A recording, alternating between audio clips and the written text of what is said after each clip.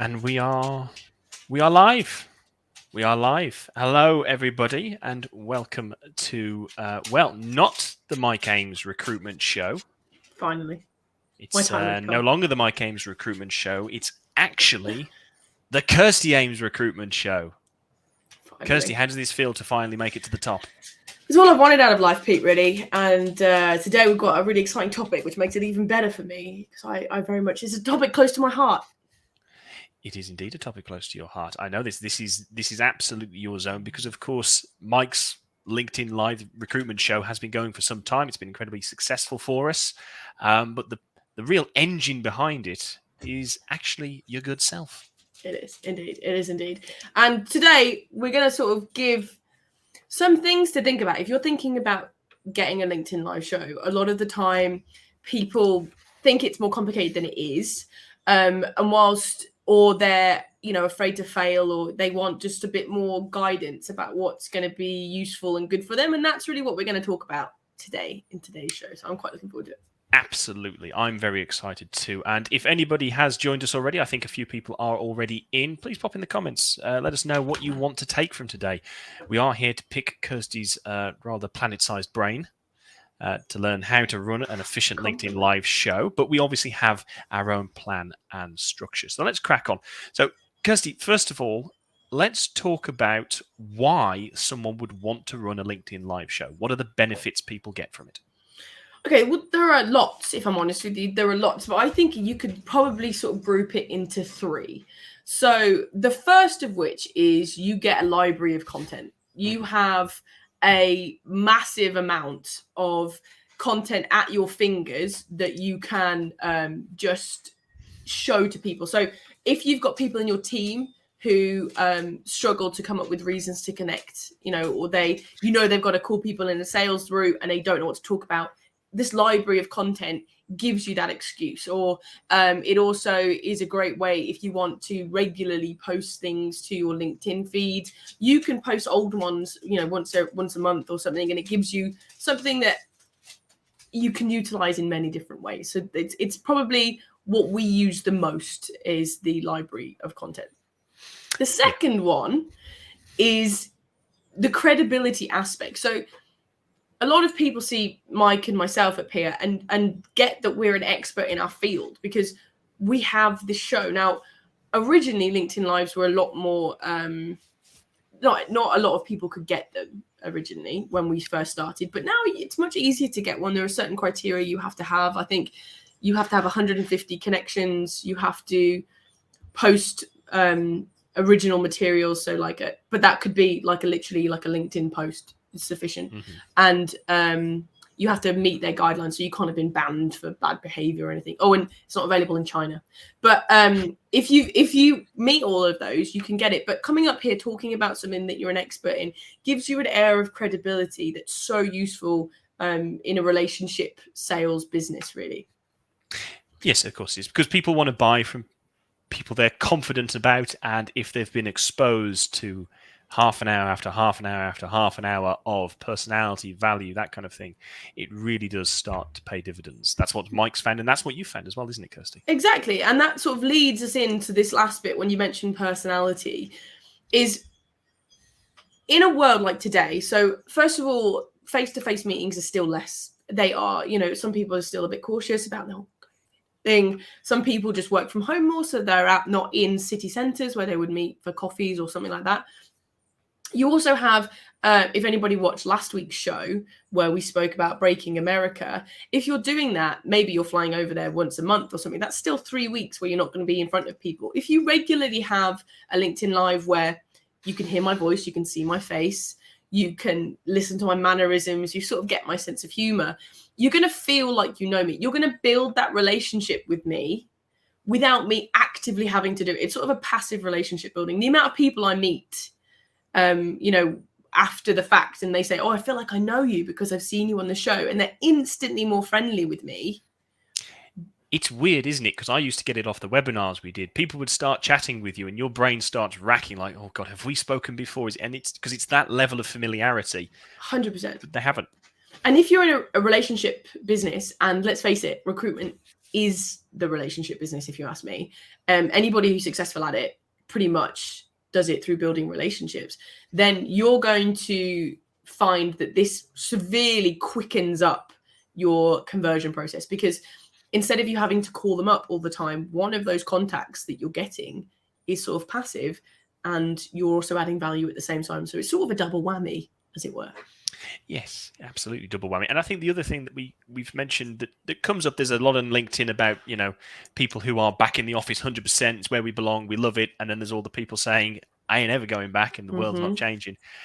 There are a lot of people now who are much harder to get access to for that face-to-face coffee that you used to be able to do. This is a nice middle ground between a phone call and that interaction, isn't it? And even if you do still have them, you know, the touches to connect, to convert somebody into business, I think it's like 15 or something, isn't it? 15 contacts and on. So this may not count as a whole one, but you get one a month. That probably does add up, you know, to make that conversion process quicker. And we all like quicker conversion processes. We do like fast conversion processes. Now, so those are the benefits. I think they're fairly well explained. We've actually had... I am just going to pause for one very quick question, because Gavin has asked several. Gavin, hold your thoughts, because there are going to be answers to all of your questions, but we're going to go in the timings. But one's come up really well. Let me just show that. Pros and cons of a live versus a recorded show. So while we're talking about benefits, what are your thoughts on this? Okay, so I do have thoughts. For me, live is better. Two reasons. One, I enjoy live more. I think there's an element of... there's an element of like sort of adrenaline that makes it a more fun show to do for me as a performer, but also it means you can get interaction. So if we were doing a pre-recorded show and somebody was asking questions like that, I couldn't interact with you. I couldn't answer the question. I couldn't make it tailored to my audience. Also, from what I've read, LinkedIn are very, you know, they chop and change a lot. But what I've read is they're not a huge fan of pre-recorded shows.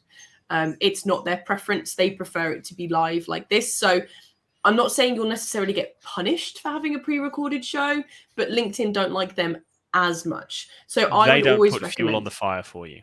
Exactly. I would always recommend that you go with the live show. You do a bit of prep, which is what we're going to talk about in a little bit. And it's fun to do. So you can do both. So pre-recorded was fine. Maybe if you're on holiday and you wanted to do something for the week you're away, or the month you're away, or if you wanted to run a show at a specific time that you're not available for, then perhaps then. But my preference would always be live. I hope that's answered your question, yes, Gavin. I think it has as well. Hopefully it has, Gavin. I would also just pick up on one point. I think a lot of people do ask that question, and it's often because they're nervous about going live with a LinkedIn live show. They want that safety net, not to pre-record, screw up and start again.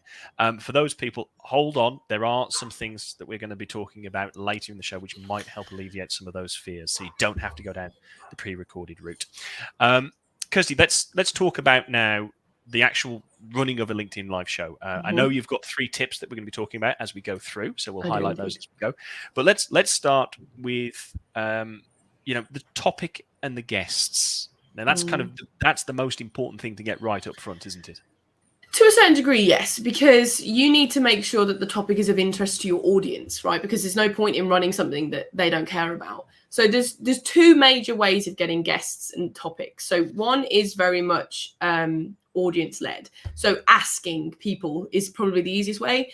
You can ask on your LinkedIn, you can do polls, you can ask people on the phone and say, what kind of topics are of interest to you right now? Or alternatively, what kind of people are interesting to you? Who have you heard about on the circuits, or who have you seen on a webinar or something? And a lot of people will just give you answers. We've had a couple of people on the show because other people have recommended them to us, and they're always going to add value. So what you want, though, is you want a guest who has a similar audience to you, but isn't a direct competitor, because I mean, I feel like that's fairly self-explanatory. You want the overlap, yeah. And it can be close, can't it? Mike's had guests on who do similar things to what we do, but there's enough difference that it's worthwhile. And you want to obviously monopolize on that, which leads me to the second way of finding a guest, which is audience-led, which is network-led. So say you have somebody who has a rather large audience that you want to sort of dabble in, dip your toe in, however you'd like to say it. Then you would find that out, and then you would ask them to come on your show, which is, to be honest with you, quite flattering. Most people aren't going to say no to it. If you ask them that and then you have a discussion and you try and find what area is going to be advantageous for you. But the big thing I would say around the topic is to make it small, which is my first tip, I believe. It is indeed. Is to make your focus very narrow, because you want to go sort of narrow and deep and add a lot of value, have time for questions, have time for talkie time, rather than broad. Because if you do like a high level and very broad, most people will ask you questions and try and drag you into the detail. So you're better off doing more shows on a smaller topic. So that's my first tip, is don't think big, think narrow. Okay, it's a great tip. And I know another section we were going to talk about in this one was going to be frequency. And once again, Gavin, fabulous contribution here, has kind of brought that up. Duration and frequency. Okay. Let's talk about those two things. So LinkedIn recommend that you don't do a show that's shorter than 15 minutes, because very often, and we get this when we do our show as well, you'll kind of get an uptake of people at around 15, 20 minutes. Now, again, I don't know whether that's LinkedIn sort of showing it to more people, but a lot of the time people sort of will see it pop up and then they'll have to wait to kind of check their connect their updates on LinkedIn, things like that. So a 10-minute show, I don't think you'll get a lot of live viewers for it. And I think it will swiftly kind of fall by the wayside. We do a weekly show, but that's because Mike and I have a lot of content and we have a lot of people that can do. For a lot of people, I would probably recommend that you just do a monthly show. Just do a monthly LinkedIn Live. Treat it almost like a webinar. So you do a half an hour every month where you can get a guest on, or 45 minutes. But I would try and half an hour is probably the shortest show that I would do. And I would start with going monthly and, try and get the value, make sure I get the process right, make sure I've got the frequency. And then if you're finding, I've got a lot of people and not enough shows, do it fortnightly or weekly. I probably wouldn't do it more than weekly though, because you sort of want it to be an event rather than I'll just sort of zone in when I want or when I don't want, if that makes sense. Yeah, you want to maintain a certain depth of value, and it's hard to do that, 104 times a year. If you went twice weekly, it's much easier to do it 12 times a year. So monthly is a great place to start. Love that. Gavin, hopefully that's answered your question as well. I'd also like to just take a second, talking about why people see an uptick. We've had Pam. Just want to acknowledge this. Pam has shared. Thank you, Pam. And that does happen. LinkedIn goes off the fact that people are here, they're engaged, they start talking about. That's what drives content as well. Another reason for a slightly longer show. Yeah. So let's now talk about the technology quickly. What do we use? What do you need to get a LinkedIn Live up and running? Okay, so the software that we use currently is StreamYard. That's what we're using right now. I've spoken about it before. I think I've done a video on my profile for it if you want to go and skim through for it. It's very, very easy to use. There is a free version, but the paid version gives you slightly easier functionality, and it's really not expensive. It was cheap as chips. I think it's like super cheap. £15 a month or something, if that. And to get access to LinkedIn Live, all you have to do is apply for it. And to do that, you have to meet the criteria I mentioned earlier. And the easiest way to do it is if you go to your LinkedIn Live and try to create an event, you'll see in a drop down, you can do LinkedIn Live. So most people now, to be honest with you, should be able to create a LinkedIn Live for you. So it's very, very simple. StreamYard and apply on LinkedIn. That's it.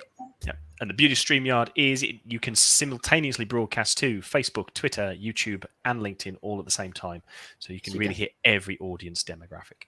Okay, so technology, nice and taken care of. It is relatively simple. Those that are kind of nervous about the tech, again, hold on. We have something to talk about for you. Let's talk about, Kirsty, building your audience, because this is, it's not just a case of launch it and they will come. No.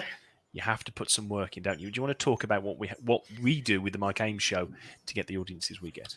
Yeah, I mean, there's three major things that we do. First of all is we create an event on LinkedIn, which sort of gets posted, and you sort of do a post and say, this is what I'll be doing next week. We normally do it a week in advance. So you have a lot of time for people to discover it and follow it, and people can click that they're attending and then they get a reminder. So that's the easiest way of doing it. You just have to write the post, put the link in there. Bob's your uncle. The second thing that we do is we get our guest whoever that may be, to also promote it. So it obviously opens you up to another network. And for that, my tip is, this isn't one of my main tips, my tip is you write the post, because it will say what you want it to. They may tweak it, but you write the post. It will just be easier. They'll actually do it if you write it. Otherwise, they won't. And then thirdly, which is sort of my main tip of this, is we have a spreadsheet full of our former attendees, anybody who's registered to attend the show. And Mike will go through, and especially if he thinks it's particularly relevant to whoever's viewing the show, he will invite them in person. So you can do this through LinkedIn. You can just go on your event and it will say who do you want to invite, or you could send them a link via email, you could send them a link via LinkedIn message, whatever it may be. But you have to actively invite people, especially at the beginning when you're starting the LinkedIn Live. The more you do that, then the more likely you are to get live attendees, and it does make the show so much more fun when you have live attendees as well. Oh, so much, as we are seeing with Gavin and Pam contributing, it's making a real difference. Just makes it feel much more alive, doesn't it? It is exciting. So, as ever, we are grateful for our audience. So it's worth noting that there are ways to be really efficient in how you invite that list to shows, and it's not just invite everybody to every show. You can be selective, work off what you know they're interested in. Yeah. It's a value-added contact as well. So if you do it just through LinkedIn and just press add, sometimes Mike will go and invite people he doesn't know. Why not?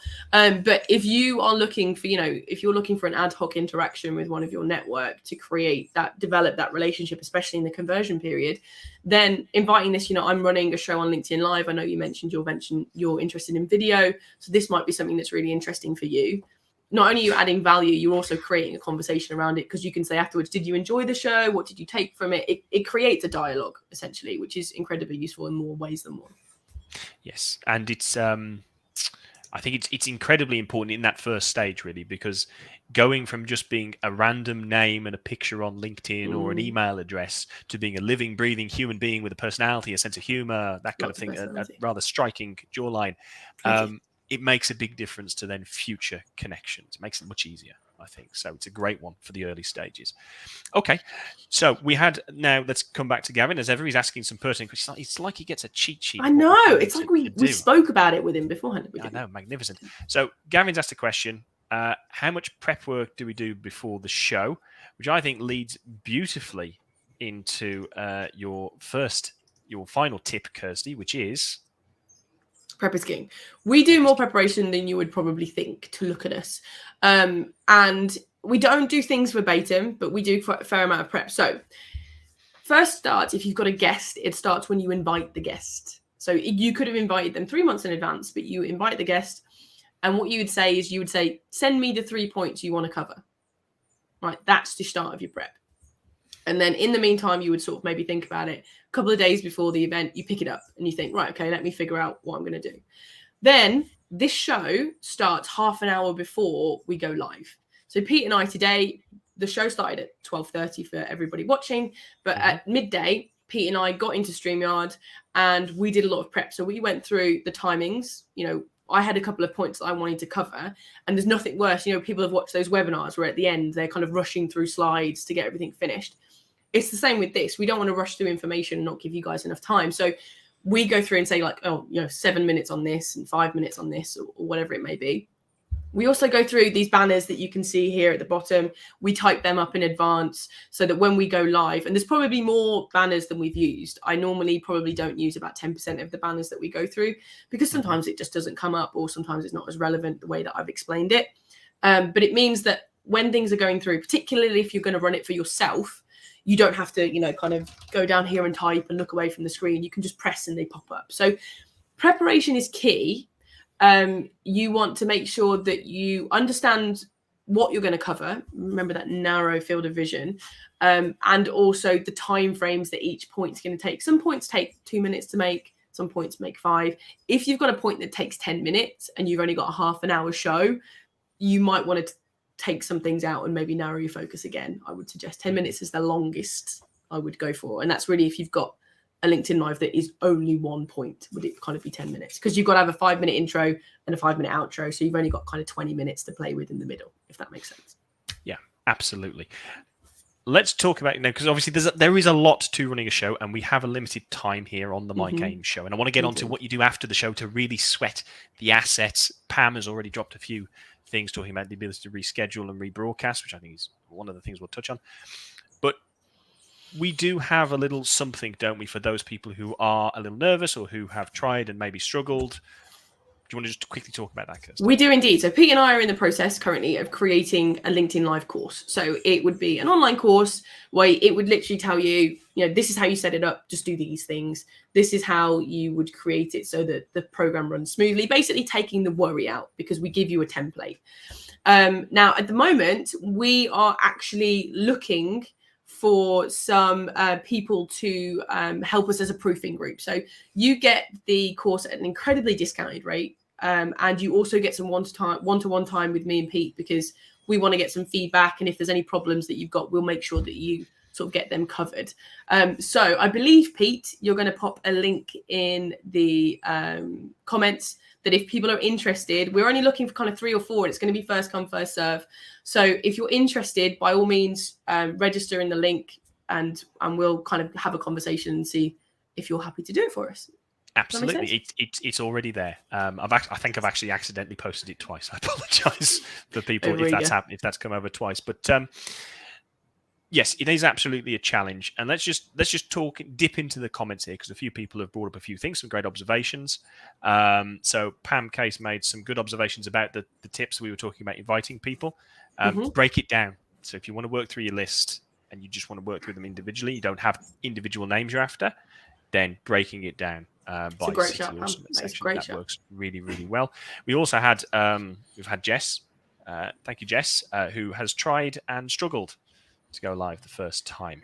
Okay, I want to just respond to this. So if you want, sometimes LinkedIn does throw a wobbler, for lack of a better phrase.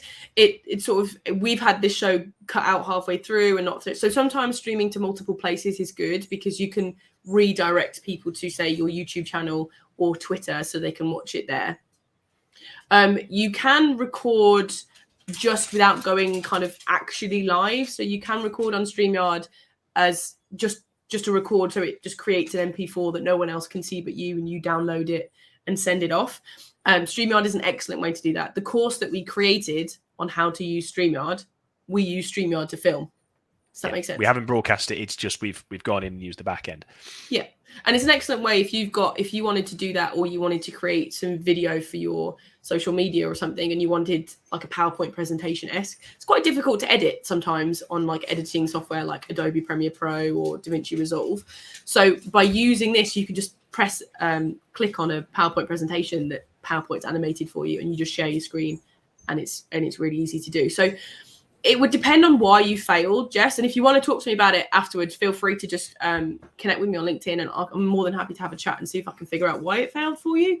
But it sometimes does throw a wobbler. But it's normally LinkedIn's fault, not StreamYard's fault. Yeah, indeed. And the troubleshooting is part of the course. I have seen, because I've got notifications coming through, that a couple of people have already put their name in the hat for being part of the pilot group, which is fantastic. So I will just say, if you're watching the recording, I will update that page to say whether or not we've kind of filled the pilot group, and there'll be something there if you want to know more about the course when it's finally released properly.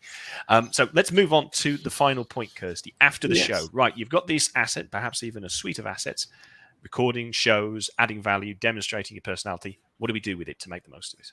Okay, so there's sort of short-term and long-term things here that you can do. Short-term, first of all, share the link. So if you're sharing it to especially YouTube, you get like a little URL. But if you shared it to LinkedIn, it doesn't matter. You can still get the post URL. And you share it with your guest. And then that person can share it with whoever they want in their network. So that's one of the first things you should do. Then in the medium term, you can share this with your audience. You know, we spoke about that library of content again. This is how you can use it now. You've got it, make the most of it. So if you're having a conversation with somebody, say I was having a conversation with a prospective client or somebody that was referred to me, and somebody said, oh, yeah, I was thinking about LinkedIn Live as well. think about how powerful it is when I say, I've got a LinkedIn Live on LinkedIn Live. Do you want me to send it through to you? It's an excellent way of just promoting it further and further and further. And you can also utilize it if you're doing a welcome message. So someone's connected with you on LinkedIn. I know Pam probably knows all about this. She's huge on LinkedIn. You send a welcome message to somebody and you can say in there, you know, I post a lot of content around this subject topic. Here's an example if you want to have a look, and you just post the link to whatever you may be. So you can share it in multiple ways, both short-term and long-term. Yes, absolutely. The other one is to maintain that mental list. So certain shows do super well, you know, they really land, keeping those at the back of the mind and then steering conversations around to them when you're having them so that you can then, oh, I've got the show, let me add the value. It just boosts the relationships a little bit, doesn't it? Okay, I do just want to stop for one question. We are going to summarize in a second. Gavin asked a question which we've kind of touched on, but I just want to talk about it specifically. Where is the best place to host your show? LinkedIn, Facebook, YouTube, or your website? Oh, I'm going to give the answer that everybody hates. It depends on where your audience is. So if for us at Flair, a lot of our audience is on LinkedIn because they're recruiters. So most of them are. If you're dealing with people who are perhaps in hospitality, they don't tend to be on LinkedIn as much. They tend to be on Facebook or Twitter, perhaps. So it would be wherever you get the most interaction with your audience normally. I would probably always try and recommend a YouTube channel just because it's excellent to have. You don't have to do a lot to it and it's easy to do. You just setting up a YouTube channel is really easy. But when it comes to the rest of the socials, it completely depends on where your audience is. So I'm sorry, I can't be more specific on that answer. Yeah, I would add on top of that, because I do a lot of work and I contribute in the course of the bit on this. I do a lot of work with people about what content, what type, where to do it based upon who they target. And what I've found is if you are dealing with a white collar audience, shall we say, to get really, really simplistic, you're dealing with a white collar audience, you will find that they are often on LinkedIn. If you are dealing with sort of a blue collar audience, Facebook and or Twitter are perhaps going to be the better place to go. YouTube as well. That's a mixed bag, YouTube, who people use. And then the white collar ones, sometimes if they're in an industry which is traditionally very blue collar and then just that top layer, you may find that they are more available on Facebook than LinkedIn. But hopefully that's a rough guide. I mean, the other thing to do is just experiment, is, you know, so try and broadcast it to multiple places. If you get the paid version, you can go up to 3. And see which one gets the most traction for you. Like for us, as I said, it's massively LinkedIn. So it would just depend on where you get most interaction. Absolutely. And then I will just, before we summarize, I just want to bring up something here that Francis has said. Another 100%. Reason to go 100%. For live, bite the bullets. I also think as well on this, Francis, is that when you're asked questions, so I obviously don't know what questions people are going to ask. And so, you know how I spoke about one of the main benefits is it gives you credibility. So anybody can talk about a subject that they've rehearsed a lot. But with this, because I don't know what questions are answered, and hopefully I'm answering them well, she says with her fingers crossed, everyone seems okay, then it proves that I actually do know what I'm talking about. It deepens that credibility because I have the answers to your questions. It also deepens my personality because it's very different. It's very difficult to be sort of wooden and sort of static when you're answering a question offhand. It's your personality comes out a lot clearer when it's more ad hoc. So there are multiple benefits to being actually live rather than pre-recorded. But thank you very much for your comment, Francis. It's fantastic. Yes, absolutely. So let's summarize now. So we had 3 tips from you, Kirsty, for anyone looking to launch a LinkedIn live show. Tip 1, keep the topic narrow. You're going to have a much easier time if you're narrow and deep rather than broad and shallow. People will buy in more active, more engagement.